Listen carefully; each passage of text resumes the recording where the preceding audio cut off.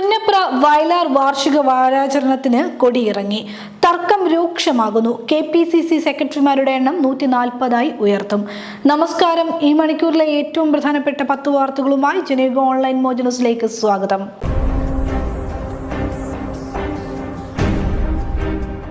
സാമ്രാജ്യത്വ കിങ്കരന്മാരെ ആട്ടിപ്പായിച്ച് നാടിന്റെ സ്വാതന്ത്ര്യം പുനഃസ്ഥാപിക്കാൻ നടത്തിയ പോരാട്ടങ്ങളുടെ ഓർമ്മകളുമായി വയലാറിൽ രക്തസാക്ഷി സ്മരണകൾ ഇരുമ്പി. ഇതോടെ പുന്നപ്ര വയലാർ വാർഷിക വാരാചരണത്തിന് കൊടിയിറങ്ങി. ലിയ ചുടുകാട് രക്തസാക്ഷി മണ്ഡപത്തിൽ നിന്നാണ് വയലാർ രക്തസാക്ഷി മണ്ഡപത്തിലേക്കുള്ള ദീപശിഖ പ്രയാണം ആരംഭിച്ചത്. CPIM നേതാവ് G. സുധാകരൻ ദീപശിഖ അത്ലറ്റുകൾക്ക് കൈമാറി. വാരാചരണ കമ്മിറ്റി പ്രസിഡന്റ് MC സിദ്ധാർത്ഥൻ ദീപശിഖ ഏറ്റുവാങ്ങി രക്തസാക്ഷി മണ്ഡപത്തിൽ സ്ഥാപിച്ചു. പൊതുസമ്മേളനം മുഖ്യമന്ത്രി പിണറായി വിജയൻ ഉദ്ഘാടനം ചെയ്തു. CPI സംസ്ഥാന സെക്രട്ടറി ബിനോയ് വിശ്വം പങ്കെടുത്തു. KPCC പുനഃസംഘടനയിൽ പ്രതിപക്ഷ നേതാവ് VD സതീശൻ കടുത്ത നിലപാട് തുടരുന്നതിനാൽ KPCC സെക്രട്ടറിമാരുടെ എണ്ണം 59 നിന്നും 140 ഉയർത്തുവാൻ നീക്കം. സതീശൻ നിർദ്ദേശിച്ച പല പേരുകളും വെട്ടിയതാണ് തർക്കത്തിന് കാരണം. സെക്രട്ടറിമാരെ നിയമിച്ച ശേഷം മാത്രം മതി പുതിയ ഭാരവാഹികളുടെ ചുമതലയേൽക്കൽ എന്നാണ് സതീശന്റെ നിലപാട്. കർണാടക ഭൂമി കുംഭകോണത്തിൽ മലക്കം മറിഞ്ഞ് BJP സംസ്ഥാന പ്രസിഡന്റ് രാജീവ് ചന്ദ്രശേഖർ. ഇപ്പോൾ നടക്കുന്നത് എതിരാളികളുടെ വ്യാജ പ്രചരണം മാത്രമാണെന്ന് അദ്ദേഹം സമൂഹമാധ്യമത്തിൽ കുറിച്ചു. എന്നാൽ തനിക്കെതിരെ ഉണ്ടായ ആരോപണങ്ങളിൽ വ്യക്തമായ മറുപടി പറയാതെ ഒളിച്ചോടുകയാണ് അദ്ദേഹം ചെയ്തത്.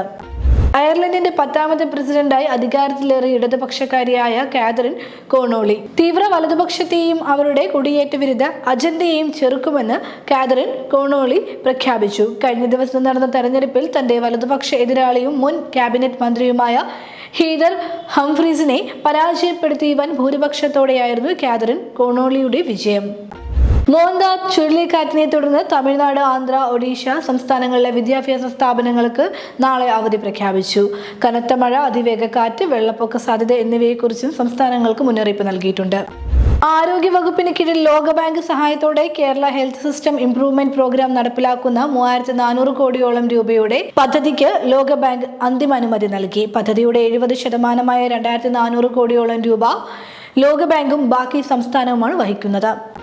ശബരിമല സ്വർണ്ണക്കൊള്ളയിലെ ഇടനിലക്കാരൻ കൽപേഷിനെ കണ്ടെത്തി. ചെന്നൈയിലെ സ്വർണ്ണക്കടയിലെ ജീവനക്കാരനാണ് കൽപേഷ്. സ്മാർട്ട് ക്രിയേഷൻസിൽ നിന്ന് പാക്കറ്റ് വാങ്ങി നൽകിയെന്ന് കൽപേഷ് പറഞ്ഞു. പാക്കറ്റ് ബെല്ലാരിയിൽ ഗോവർദ്ധനൻ എത്തിച്ചു നൽകിയെന്നും കൽപേഷ് പറഞ്ഞു. SIT ഇതുവരെ തന്നെ ചോദ്യം ചെയ്തിട്ടില്ലെന്നും കൽപേഷ് കൂട്ടിച്ചേർത്തു. ഡൽഹി ആസിഡാക്രമണ കേസിലെ പ്രതികളെ ഇതുവരെ പിടികൂടാൻ പോലീസിനായില്ല. ഡൽഹി യൂണിവേഴ്സിറ്റി വിദ്യാർത്ഥിനിക്ക് നേരെയാണ് കഴിഞ്ഞ ദിവസം ആക്രമണമുണ്ടായത്. എന്നാൽ ഇതുവരെയായിട്ടും പ്രതികളെ പിടികൂടിയിട്ടില്ല. ആക്രമണശേഷം രക്ഷപ്പെട്ട പ്രതികളായ ജിതേന്ദർ, അർമാൻ, ഇഷാൻ എന്നിവർ ഒളിവിലാണ്. ഉണ്ണികൃഷ്ണൻ പോറ്റി കോടികളുടെ ഭൂമി ഇടപാടുകൾ നടത്തിയതായി കണ്ടെത്തൽ.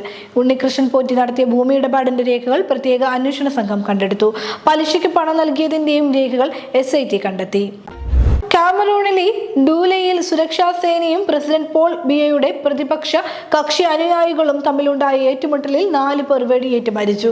പ്രസിഡന്റ് പോൾ ബിയയുടെ ഭരണത്തിന് ശക്തമായ വെല്ലുവിളി ഉയർത്തിയ തിരഞ്ഞെടുപ്പിനെ തുടർന്നാണ് സംഘർഷം രൂക്ഷമായത്.